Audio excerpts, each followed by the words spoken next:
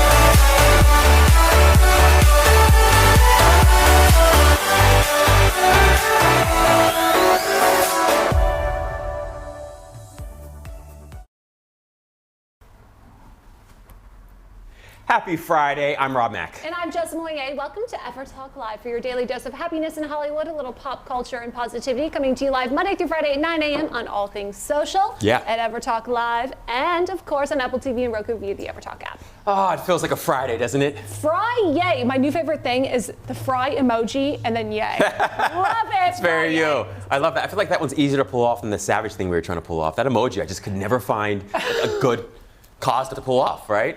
I know. We tried to be cool enough to figure out how to use savage. Couldn't figure it out. That's okay. I still love you, Rob. All right. Fair enough. I appreciate that. Super excited to welcome our very special guest today. Good morning, everyone.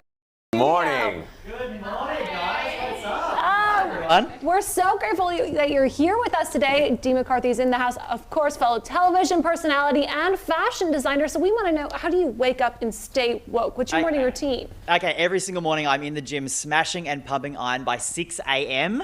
I know that's brutal and that's rare, but I love it. I got to tell you, it puts me through the best mood, best way to start the day. You got to try it. Do it. I love it. We're cut from the same cloth. Exactly. Like literally, we've got similar outfits on, right? Yes, and we get up early to hit the gym, so I freaking love that. Believe it or not, Dean, Rob beats you there. I think you're at Equinox at 5 a.m.? Yeah, but that's because I live, a little further away than he does from work, probably. Yeah. Yeah.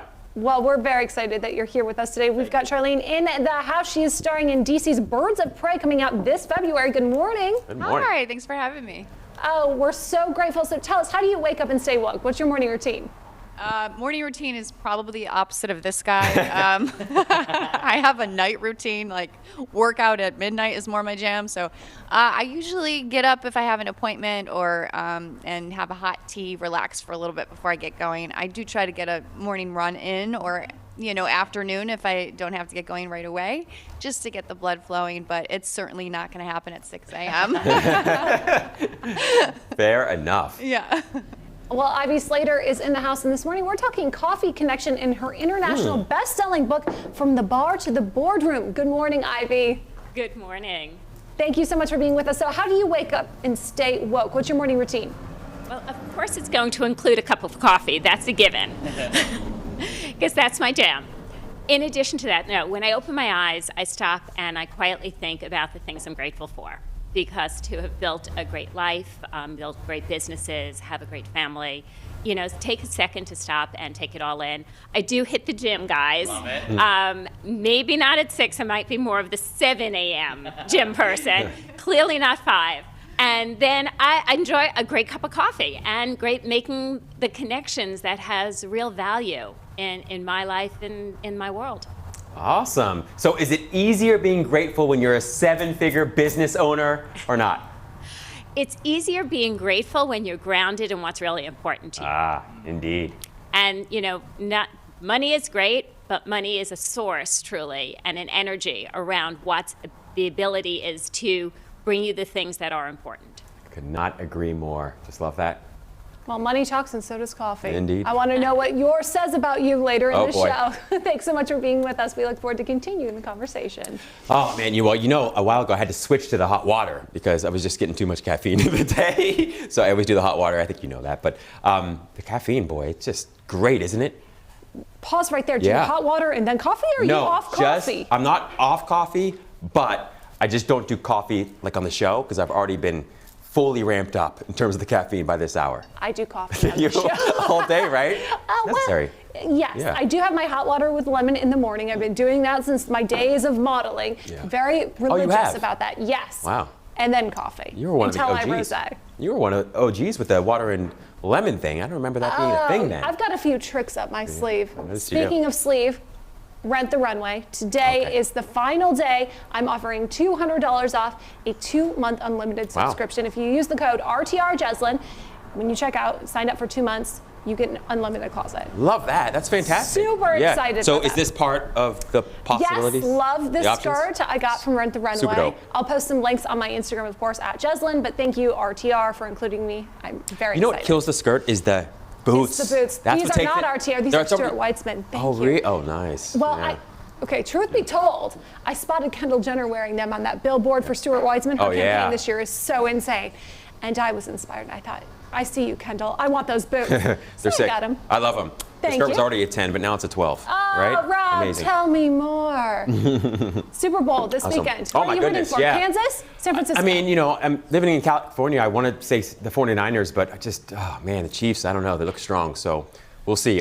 Did you choose a team? I know yesterday we talked about that, and hosting your own party, it's kind of hard to choose a team without It is kind of hard being to choose divisive. a team. Yeah. So I started doing a little research. Turns out that the stock market is affected by the Super Bowl. Oh, I'm sure. In a way maybe you didn't expect. So apparently, and I'll read you this, there's a Super Bowl indicator theory Okay. that was discovered in the 1970s where the stock market's year-end closing price can be based on which conference wins the Super Bowl. Oh. So if the NFC wins, it's one price. If the AFC wins, it's another price. Oh, wow. Interesting. Right? Yeah. Very interesting. So are you a bull or a bear? Are you up or are you down? Oh, look at it's you. all going to depend on this Sunday. Look at you, Jazz, weaving the stock market into the Super Bowl.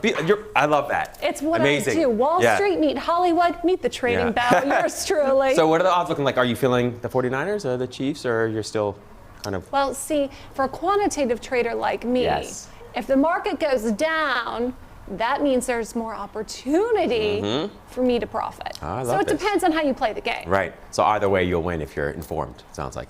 Exactly. My glass is half full. I'm an optimist. Good Even for though you. it's a little bearish of me to say I want it to go down, Yeah. only because I want the opportunity to go up. I love this. So when you starting this hedge fund, Jess, I feel like, Jess, it's just time to, Well, you know, we can just all exactly. give you our money and then you can trade it for us. Oh, well, I love that. As I often say, I don't encourage anyone to buy or sell. I'm just Yeah. inspiring and empowering people, but we'll see what happens with that. There might be a little business involved. We'll talk more about it in Miami because we will be in Miami on March 6th. We will. Doing the live show. Super excited. Rob's going to show me his town. It's always tough for me to leave Miami. I mean, I love LA. There's no question about it. But I have part of my heart always in Miami, so it's always tough for me to leave. Quite frankly, I've got so many friends there. But I'm so glad to be going with you guys. It'll make it easier, I think. Well, Yeah. only because I'm not going to let you stay. So you're coming with me and you're leaving That's with good, me, yeah. Rob. So there you have it. Oh, just fantastic, Jess. So you got big plans for the weekend? Obviously, the Super Bowl. Just Super Just Bowl Super Bowl. prep. Yeah, yes. sounds like a plan. And Oscar prep. It's Oscars next week. I mean, we're just stacked, right? I know. Super Bowl, New York Fashion Week, the Oscars, the LA Art Show. It's going to be nonstop. Yeah. I feel like you need a budget just for the wardrobe for like award season and pilot season and like. Again, I I'll guess the Super plug Bowl. RTR Jeslyn on Rent the There you go. Runway Unlimited Closet, so you can shop for all your occasions, Love and it will it. literally get shipped to your door. Fantastic. Love that. No big hot dates this weekend? Hot dates. Oh boy, it depends on who's watching the show. There you go. I love it. Open to opportunity. Right? So Friday we usually talk a little bit about dating and relationships, not always, but generally speaking. And one of the pieces of data from the positive psychology world that I always found so fascinating is the ways in which like happiness contributes to your love life. So like the people that experience the happiest love lives tend to be happy before they get into relationships, right? So the happiest relationships consist of two independently happy people. And but what's also interesting is like the more loving you are, the more happy you are as well, right? So you've got this like upward positive spiral of happiness and love.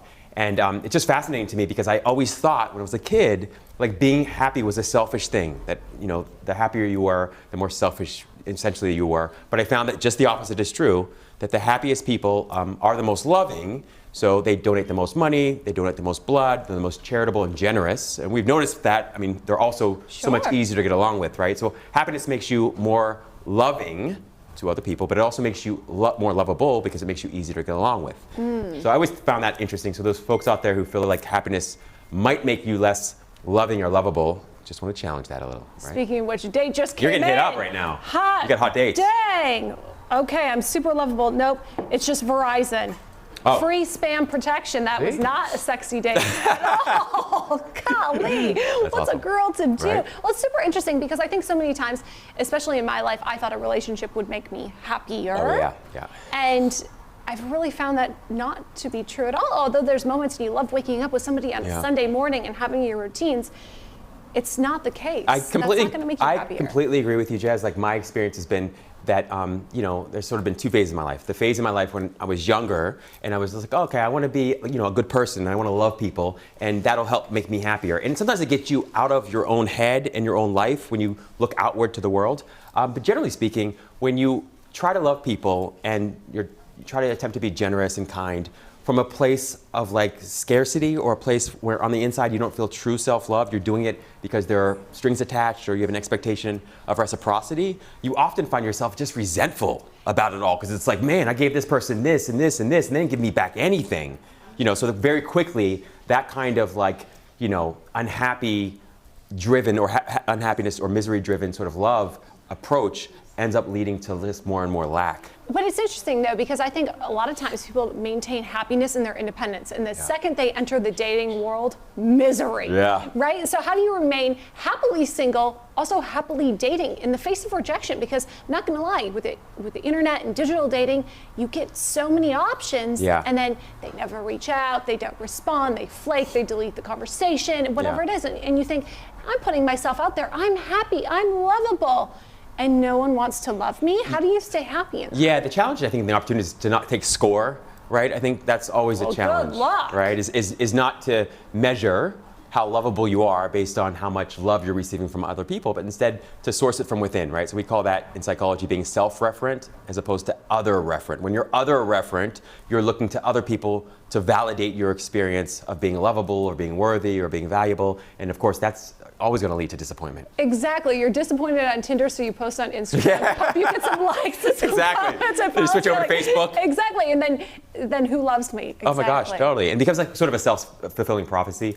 So the interesting thing, and I like putting it this way, at first I didn't, but it requires you to be more self-interested, meaning that if you can just focus more and more on sourcing your own happiness from within and making more and more people less and less relevant and not using them to validate how valuable or worthy or lovable you are, quickly you find that people are lovable because you have no expectation for them to be. I mean, it's like that saying, what's the fastest way to get more appreciation and approval? Well, not to need it, right? We all verified have that on Instagram. Or get verified. Oh, does that work? That probably works. Yeah, I'm going to imagine that I'd probably get a lot more likes if I get verified on it.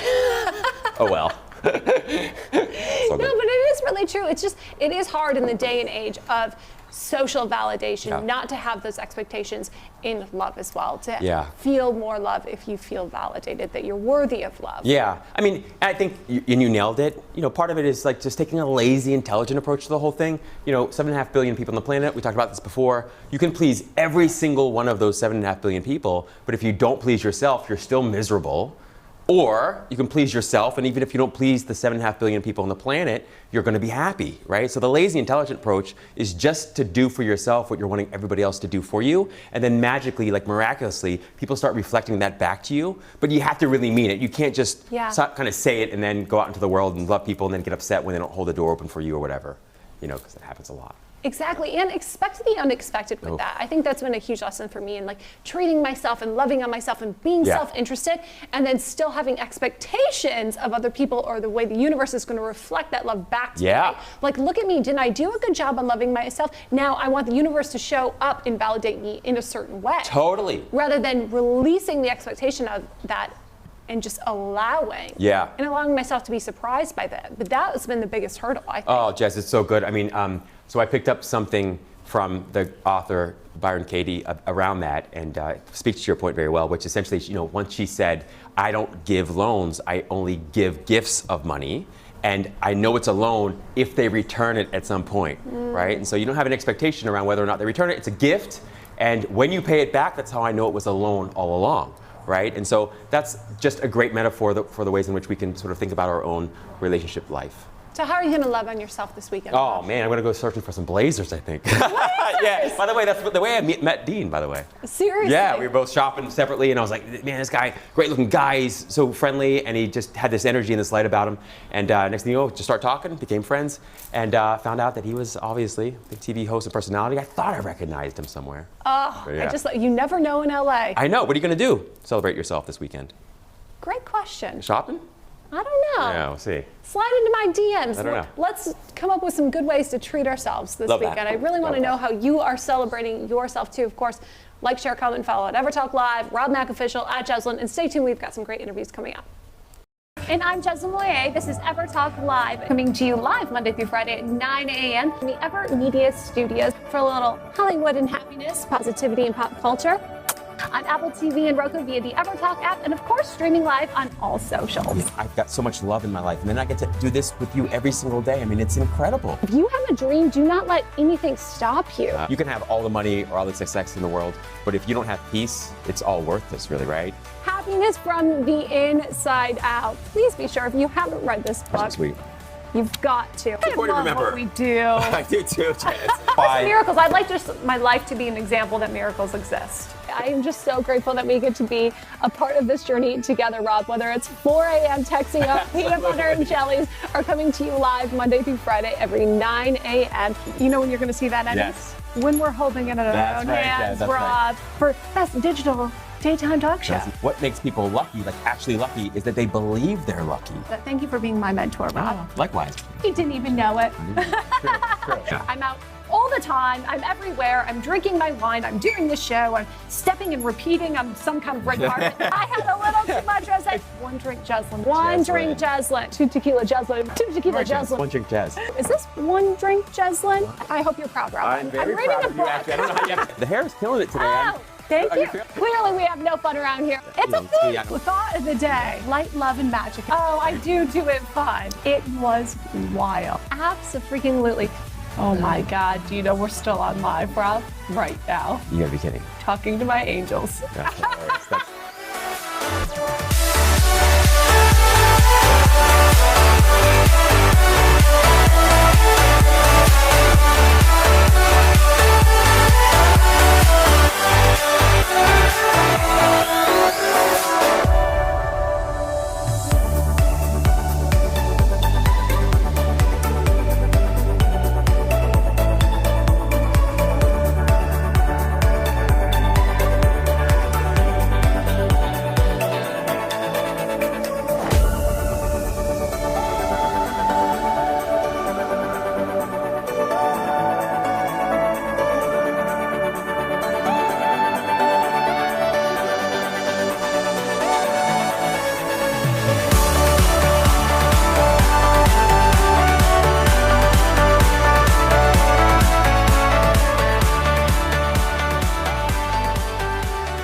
They always say if you love what you do, you don't work a day in your life, right?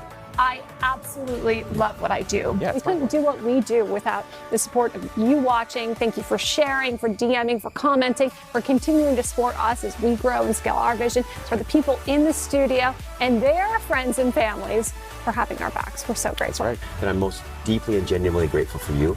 Truly, I am, Jazz. It's just a pleasure every day to get to connect with you and work with you. It's amazing. Oh, thank you. I'm so grateful for you. We love you, Rob Mack. There isn't a man or woman who hasn't met you and said you're the best dressed person in Los Angeles and the happiest guy we know. It's an honor to be able to do this show with Appreciate you. that.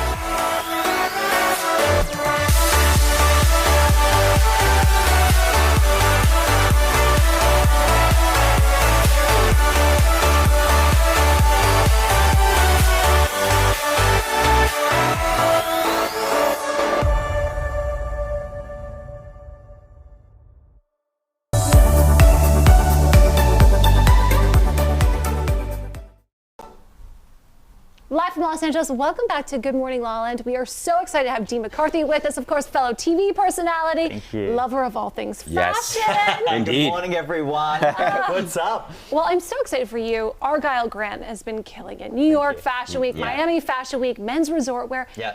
How did you build this for yourself? So wild. One of my best friends, Ryan Morgan, came to me maybe 5 years ago and said, there needs to be this like fabulous men's resort brand. You know when you go to like a pool party in the Hollywood Hills? Yeah. Like, what do you wear? I want something nice from going on like vacation to Palm Springs or going to Hawaii. So he was like, let's create this really cool, sophisticated, but still kind of, you know, bit sexy, bit playful brand. And that was 5 years ago. And now we're in like stores all around America. We just signed a deal with Stitch Fix. We did New York Fashion Week. It's kind of like, you know how people have children? Yeah. Like, children? This is my child. Yeah. My Grant is like having a son. I love it so much. So how would you describe it? Like in 3 words, who is your ideal man? Boom. Wow. So someone, usually if they like to travel, it's kind of a higher end, right? So we use like beautiful hardware and it's gorgeous, it's beautifully made and the fabric's stunning. It's really tailored and fitted. The shirts are like a silk cotton blend. So it's kind of like higher end, right? So someone who's stylish, usually they like to go to the gym. It's like that's what we've found for our customers. And someone that's really well traveled because they want to, you know. So imagine, okay, you're in Hawaii. You buy the pool, you go to the beach, and then you just want to keep the shorts on for the rest of the day. So you throw on a tank top, go shopping, maybe a little parasailing. Get the vibes? I love that. Oh, vibes. Right. It's Palm Springs. We had a boutique in Palm Springs, and it's like a beautiful resort wear. I'm always fascinated by people who are able to start businesses, first of all, and not just that, but make them successful. And I wonder what you learned sort of in the process. What was the most difficult part for you? Because clearly you're both right and left brand. You're very creative, very artistic, very fashionable, but also extraordinarily rational and reasonable. And so, what was the most difficult part in sort of making all of this happen? So the most difficult part, 3 years of no profits. So for 3 years, I'm not from fashion, Ryan's not from fashion. I didn't know where to start, what to do. So we spent 6 months literally getting the fit right. So we had over 20 fittings because every time I came back, I was like, it needs to be perfection. The most difficult part was literally 3 years in the red because no one's buying it. No one wants to buy a brand no one's ever heard of. And it's quite expensive because of the hardware and that. So, and then finally, I was like, let's just do a runway show in Miami. Let's see how it goes. And then boom, stores started picking it up. And then you had revenue coming in. And then you can do some good marketing. And then you can give some celebrities. And then New York Fashion Week asked us. The difficult part was just every time I would pitch it to a store and they'd be like, I've never heard of you. Like, why would I want to stock you? Every door was closed. Bang, for 3 years. Bang, bang, bang. And then finally, you just got to get back up. When you fall down, just got to get back up. That's the key, right? Clearly, you're very resilient. I mean, that's with television too. I mean, how many rejections do you get casting after casting? And you just have to keep showing up. 100%. I had a door closed in my, I guess you could say a door closed in my professional career a couple of years ago, and I was like, I'm done. That's a wrap, right? That's a total wrap. So I was sitting on the floor in my kitchen just up the road, actually, and I was like, I'm gonna have to go back to Australia. Like, this is just not working. And then I was like, hey, get it together. You're just gonna knock on every single door. And I knocked on one door, didn't even open. Knocked on the next door, no one even responded to the door knock. You know what I mean? Like, maybe this is a wall. It's actually a wall. That's an exit. Great. So I was like, okay. And then I created a door overseas. And then it just kind of like took my, presenting career to another level. So when the door is closed, knock and knock and knock, and then eventually build your own door and make them for yourself. I love that. That's such a common theme, I think, with the folks that I sort of respect the most, whether it's in entertainment, it could be in music, it could be in business. What was that door that you created, and how did you sort of make that or turn that into a transition for the rest of this very successful career? I created my own show. So I would watch presenters and hosts and actors get axed from shows and cancelled and deleted, and they'd move someone new and someone prettier and someone younger. And then I was like, I think I just need to own it. I need to own the show. So I need to create my own show. So I created my own show and brought together the team and my phenomenal producer. And then we pitched it to networks around the world. And they were like, that's a really good idea, actually. And I was like, I'll do it all, and you just have to press play. That's my little slogan. And they were like, okay. You make it sound so simple, doesn't it? I will do it all, you just have to press Just press play and cut a check. I love that. A nice little fat check, and then press play, and then that's like, that's a really good idea, actually. Did you want to be a television presenter or fashion designer when you were younger? Tell me about young days. Okay, so this is wild. So I grew up on a farm in outback Australia. Okay, literally, without exaggeration, a kangaroo once put its head in my bedroom window. Oh, wow. I woke up and there was a little kangaroo like that. Stop! I'm not even kidding. A big farm with all my brothers. Snakes would come into our house. A snake once came in the house and Mum was like, get on the bed. So we all had to jump on the bed and she got the broom, right? So country, outback, Country. So I was 10 years old and I was watching the Oscars on television on this little square TV, and I was like, oh my God, I'm going to be there one day. I'm just going to, I don't know how. Yeah. It's so weird when you're in the middle of nowhere in outback Australia to even imagine that you would even be there. It's beyond what you can dream. Does that make sense? Totally. So, so that's where it started. And then when I was 14, there was an ad going for a radio presenter in our local area. And I said to Mum, I want to apply. And she was like, you can do anything. My mum is like, badass. Okay, she is kick-ass and badass. So I applied, and the radio show owner was like, okay, let's give it a crack. And then I was a radio host to have my own show. So everyone would go to soccer and basketball after school, and I went to the radio station with my little CDs. Oh my gosh. My little backpack. So then I just had a radio show there, and then I was a host of a TV show in Australia, and then just kind of kept working my way, and then I came over here. I actually came over here with no job. So then I created my own job and pitched it back to my network in Australia. Wow. LA can make you or break you, but clearly you've made yourself in LA. This is the thing. No one's coming to fix you, save you. No one's even going to help you. No. Do you know what I mean? So true. And here's the thing about LA, right? So when I got here and everyone was like, oh yeah, sure, I'm going to help you. Oh yeah, I'm going to get your CV. And like literally. On the accent. Yeah, you nailed that's it. fine. Yeah. Sorry. No. And then literally just no one would help me. So I would go to networking events by myself and just hustle.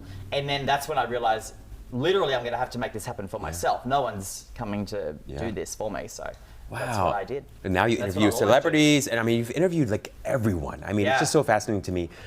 Anything you've learned, anything you've noticed from these interviews that you didn't know before? I always ask, lately, not so much in the beginning, but lately I've been asking to get little tidbits about their career advice. Yes. Because these people are hugely successful, right? So you can learn a lot from these people. They're the top of their game. They're Oscar winners, you know. Margot Robbie. Margot, Nicole Kidman. Yeah. So I now like to ask them little tidbits about, one of the questions recently was like, when you fell down, how did you get back up? How do you feel when you fail on something? When we fail as regular people, it's hard, but when you fail as a massive celebrity, millions of people are watching, and tweeting, and so I like to get little tidbits from them. But my favorite celebrity is Nicole Kidman and Celine Dion. Really? Why? Okay, so Celine Dion, let me just set the scene here. Okay, I'm serious. So she is so humble, and she drinks you in. And she like rubbed my hand. And I was backstage at the Billboard Music Awards when she performed My Heart Will Go On. If you saw it, it was breathtaking. And I said to her, oh my God, you were so amazing. And she goes, really? Thank you. As if genuinely. Like it was the first time she ever heard it. Your validation. You are Celine Dion. Yeah. You just, everyone in the whole country's in tears. Australia's you were amazing. And she's just so humble. And so that's what I like about the big stars, when they're just humble and still themselves. So inspiring. Oh, I love that. Absolutely. Really is. Do you have any like dream interviews that you haven't done yet? Yes. Okay. So Oprah. My darling, I know you're watching online right now. Here's the thing. So I have missed out on interviewing her 3 times. One time I was in Palm Springs and my producer called me and said, oh my God, I've got Oprah on the red carpet. We're in Anaheim. You got to be here. It's 45 minutes drive. She's going to be here in 45 minutes. Get in the car. And I was like, I'm in Palm Springs. It's a 2-hour drive. So Oprah is the one. I've literally missed out on her 3 times in a row. One junket she did for the Butler in New York. I didn't go because I said, as if Oprah Winfrey is going to do the junket. As if Oprah's going to sit I wait for you. My little Aussie. No, she did. She actually did. And I remember watching my producer's interview. So she's the one. Wow. She's the one. Okay. She's next. Don't aim higher. When you go for that's just exactly. It's like once you do that, it's like, well, what? Who's left? It's amazing. Exactly. So appreciate you. Thank you so much for your time. Please tell everyone where they can find and follow you, and of course, shop Argyle Grant. Argyle Grant is Argyle Grant. So Argyle is like the street in Hollywood, and Grant after Cary Grant. Best dressed guy in Hollywood. Yes, he is. Sorry. Man. And then all my socials, it is Dean McCarthy. Thanks for having me. So appreciate you. We look like we're on a hot date. You do? We look like we're in a like brothers. Suits or something. I love it. Oh, you can definitely name a look afterwards. Right. Oh, I love it. Stress man in Hollywood. So that's how we met. Really is. And I received that. Yet it was. I think it was the jacket that you had pulled. That I was like, oh, I want that. That was the other thing. I was like, oh man, great energy. Look at that jacket. Great taste. I'd lend you my clothes, but you're very buff. No, your arm through it, but that's great, brother. We'll be right back. 4, 3, 2. Happy Happy New Year, everyone. I'm your host, Jez Mouillet, aka The Trading Bell. What a morning it will be. Due to recent news, we're expecting that the market will be down today, but that could potentially present some opportunity for us. Let's take a look at our watch list. One of the things that differentiates The Trading Bell from any of the other stock shows, other than we do live trading, is everything that we do is on camera, so you can see it as it happens. You are seeing what's happening right now in this moment. 2020, it's all about money, money, money. That is my motto.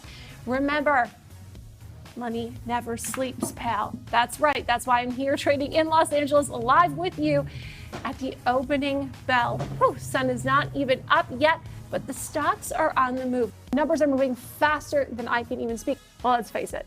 I'm excited. I'm thrilled. I've got goosebumps. This is a history in the making.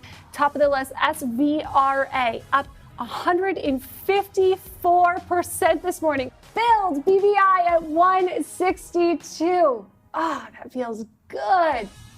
BPH, Spring Baked Pharmaceuticals up 22%. That is going to make for a very sweet start to 2020. Filled. Woo! That feels good. Just a disclaimer, this is an entertainment show, so please don't treat any of the information you hear on the show as an investment advice, because trading is risky. What's on the year strong? Visit EverTalk TV, Facebook, or Instagram at The Trading Bell. Remember, every dream has its price. What's yours?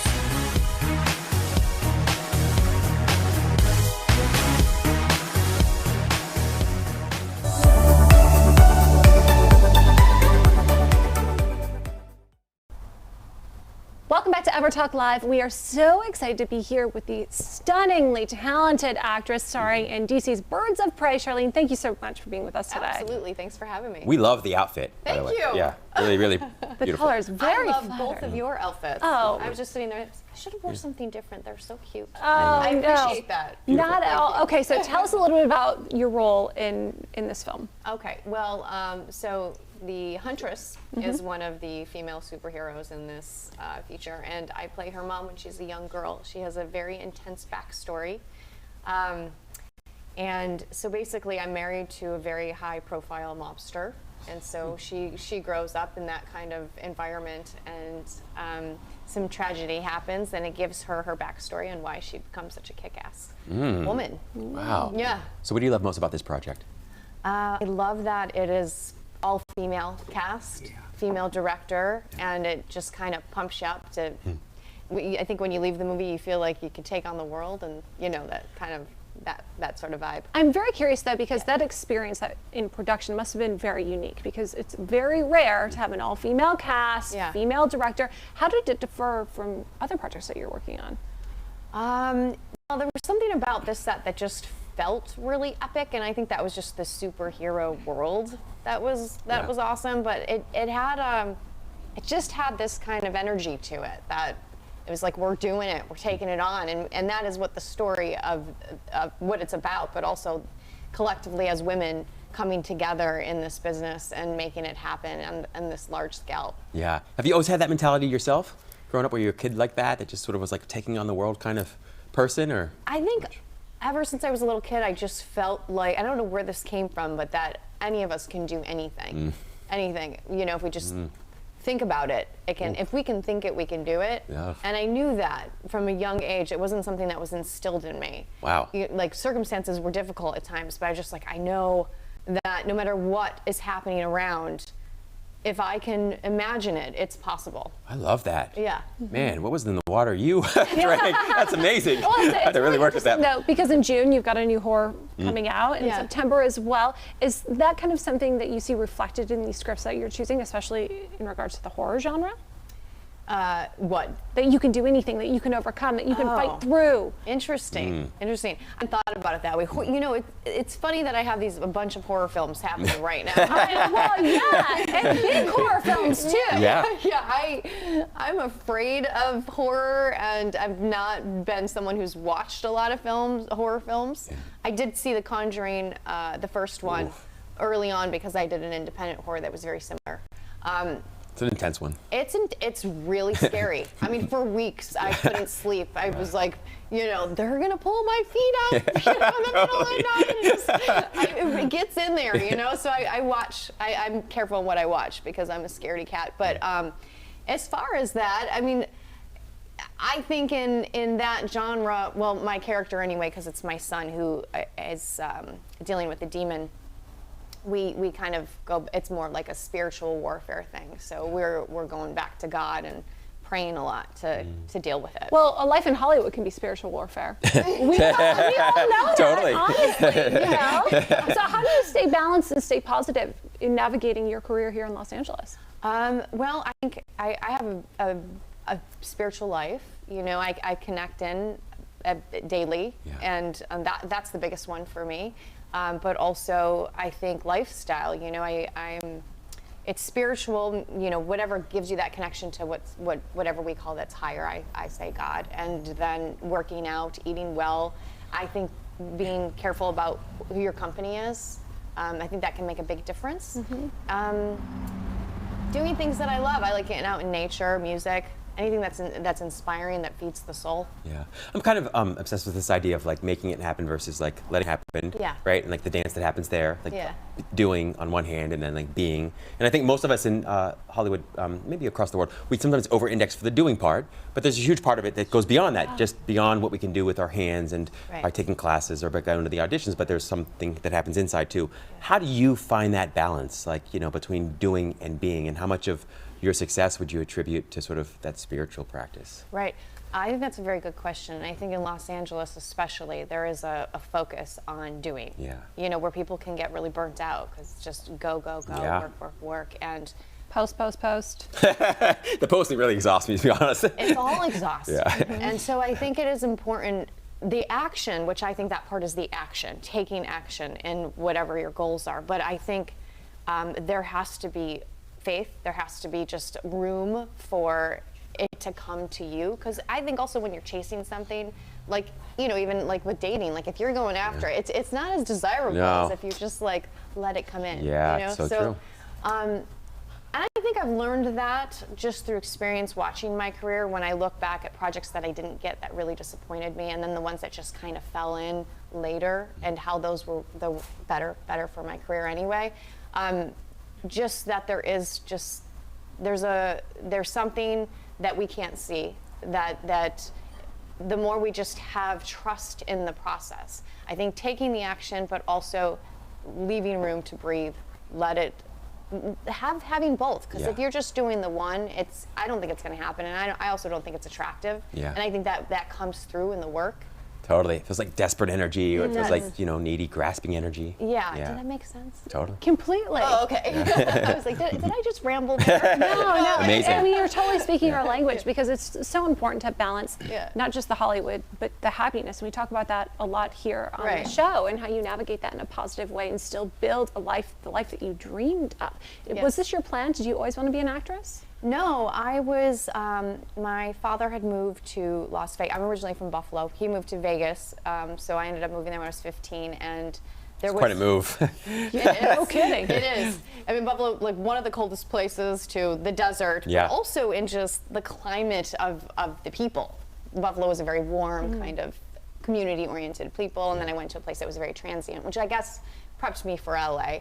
But he had someone who was working for him who was doing some shoe modeling for Nine West, and she couldn't do the job, and with shoe modeling you just have to have a sample size, and she asked me if I could do it, and I took that job, and then I ended up getting signed with her agent and fell into just auditioning, and was my very first audition that I got just this hit of something, like I don't know what that is, but I have to follow it. It was undeniable and unforgettable. So there was just a moment. I definitely didn't think of this as, I wasn't one of those kids, I gotta be an actress. It's just like, I need to follow that. And I didn't know if it was gonna be a year, just trying something out, but I was, the passion just stuck. Well, it's proof that a good pair of shoes can change your life. That's very tweetable. Well done. Very tweetable. Very tweetable. Please tell everyone where they can find and follow you. At Charlene Amoya Twitter, Charlene Amoya Facebook, and Instagram. Oh, thank you so much. We look forward to seeing Birds of Prey coming out this February. Stay tuned. We'll be back more on EverTalk Live.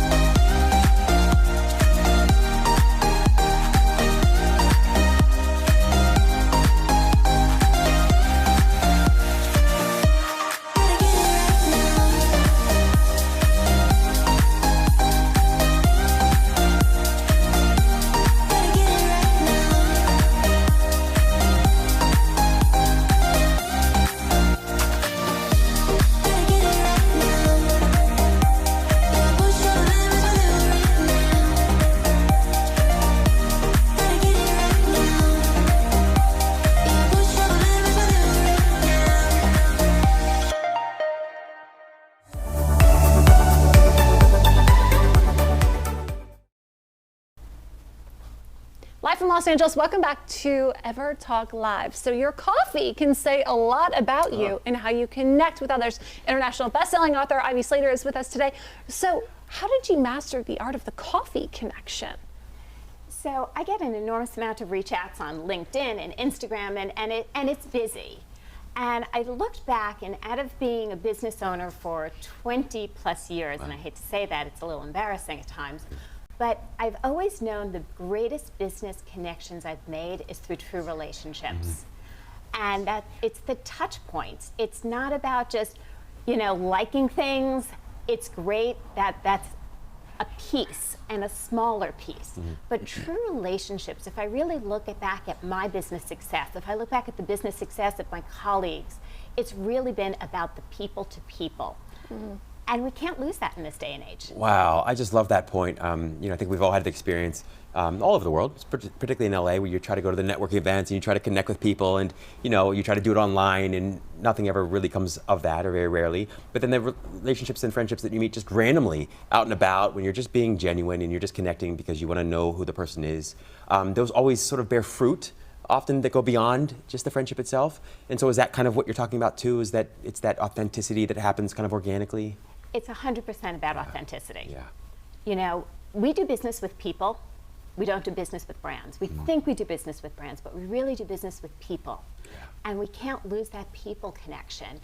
And so if you're out networking, and I do a lot of networking, and I was just actually last week at a networking event, and I saw somebody, and I was like, oh my goodness, it's so good to see you again. She goes, I have come here? I was like, yeah, it's a great group of people. She goes, I have to tell you, this is not about business for me.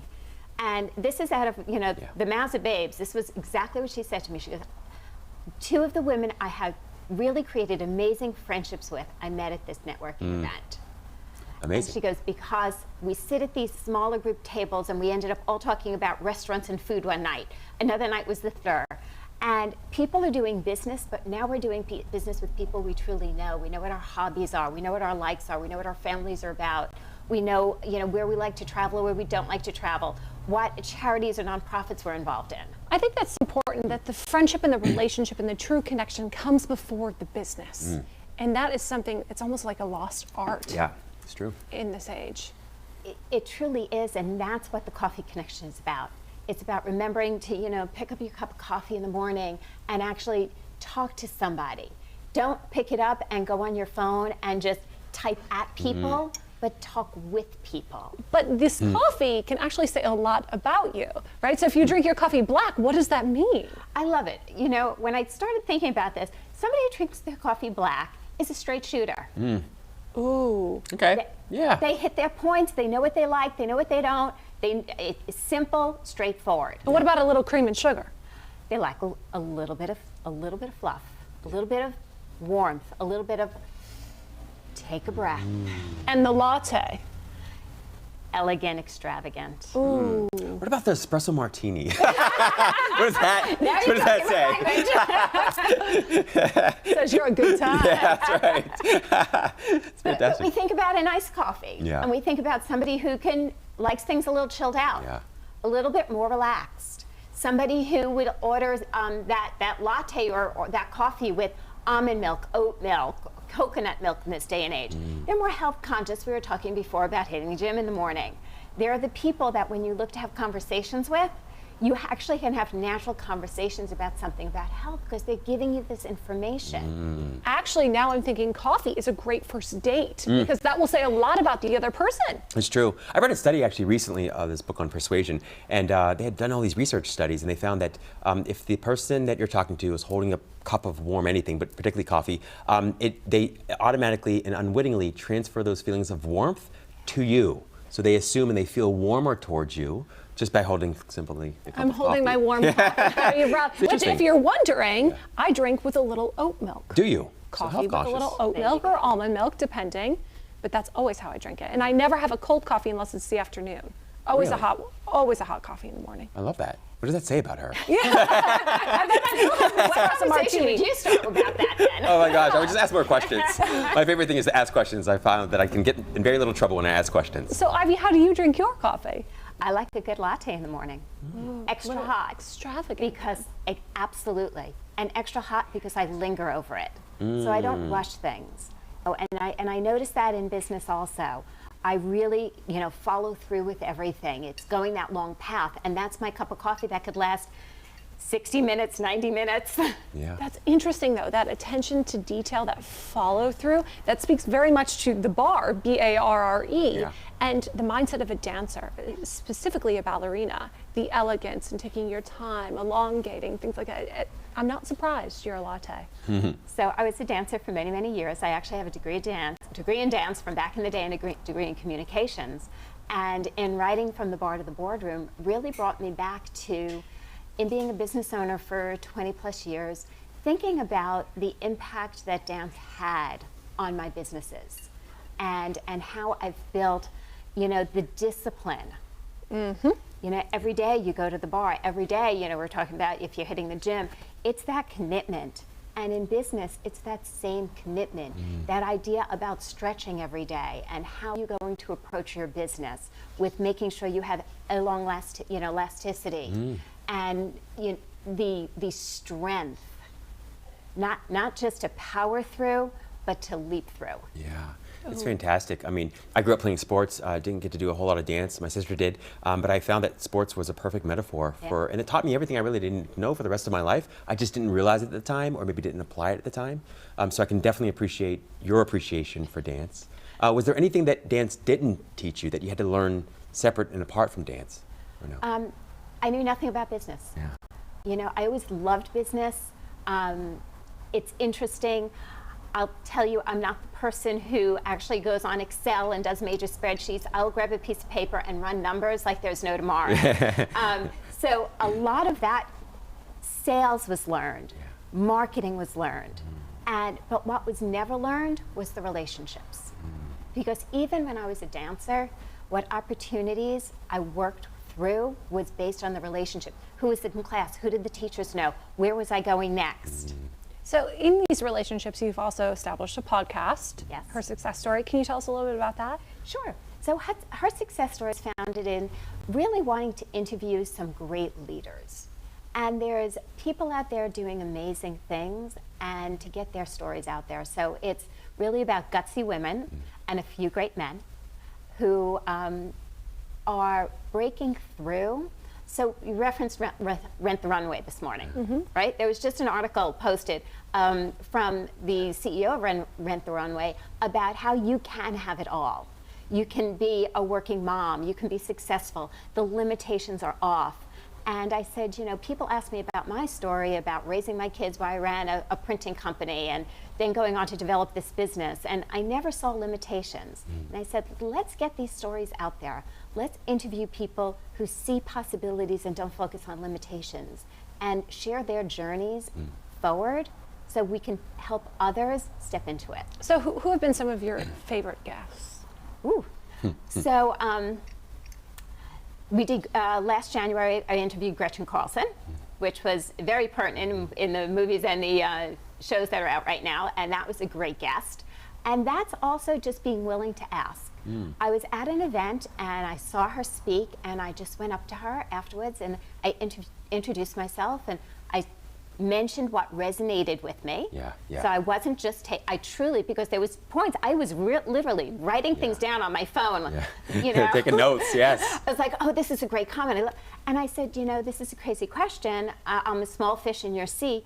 Would you be open to? And she was like, tell me about it. And I shared, she goes, really, I like the premise. Yes, introduce me to her assistant. She goes, please schedule this for me. Wow. So it's being willing to ask.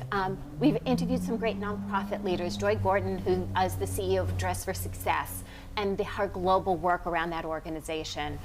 And then there's the women who are just doing amazing things, and it doesn't matter. There was a woman, Mary Miller, and she's the CEO of a janitorial company.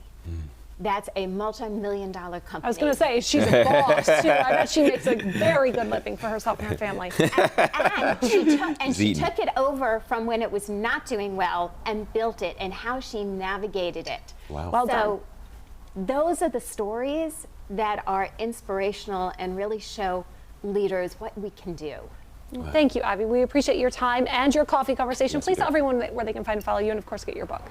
Absolutely. Take a look for us for On Slater Success. You can find the book From the Bar to the Boardroom on my website, as well as, of course, on Amazon. Awesome. Thank you so much. Cheers. We'll be right back with more on EverTalk Live.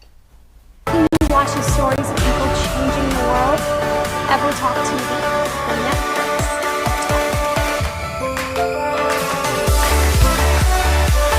Welcome to the show. Today we have Life Master Tony Landry. Today we have a very special guest, Alon Torres. Today we have a very special guest, Mark Harari, on the show, and he is you have really inspired me because you walk the walk, you talk the talk. It's never too late, no matter what your age. It doesn't matter if you're young, it doesn't matter if you're old. You know, over the last 10 plus years, 12 years, it's been this journey where as I was continuing to help others, I was helping myself. You know, as I went deeper, I was able to bring people in. But you gotta try this out. You gotta Right, that's one of his tips, is leave the at the door. lock it at the door. Well, you can't give me too many more little tips because we're going to give away the whole thing. But there is a video, if you click below. I'm Life Master Tony Landry. Yay! See how easy that was? EverTalk is #community powered, so we are excited to offer you a free 30-day subscription to explore the talk shows that will bring you timeless entertainment and evergreen conversations that will inspire, uplift, and empower you anytime, anywhere at EverTalk TV.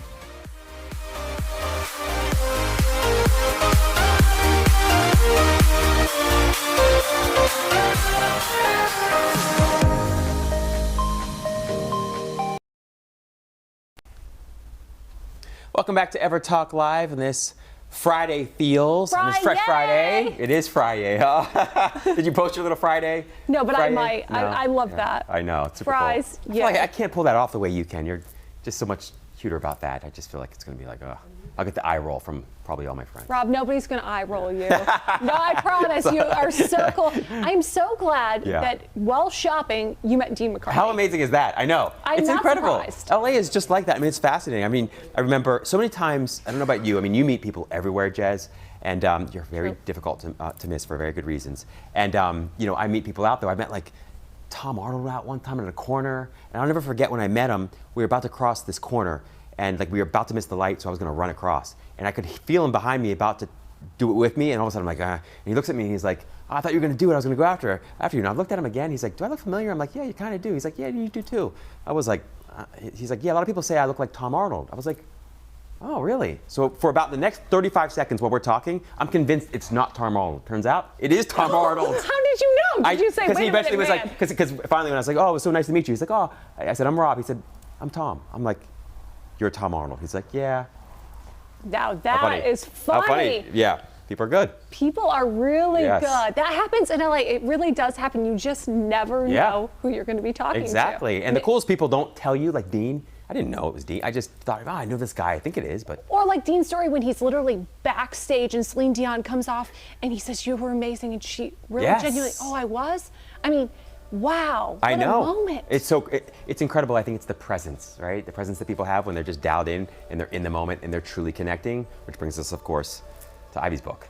Just fantastic. And the coffee connection. How do you drink your coffee? We want to know. How do you drink your coffee, Rob? Oh, I want mine in pill form or injectables. If you're drinking coffee, how do you drink it? Lots of cream, usually caramel. Probably you're almond so milk. sweet. Oh, we love you, Rob. Well, thanks so much for tuning in. We will be back Monday. Follow us, like, share, comment. EverTalk TV, available on Apple TV and Roku. That's right. Hope you guys have a fantastic weekend. Enjoy the Super Bowl if you're watching. Enjoy it otherwise, even if you're not. See you on Monday. It's Friday. It is.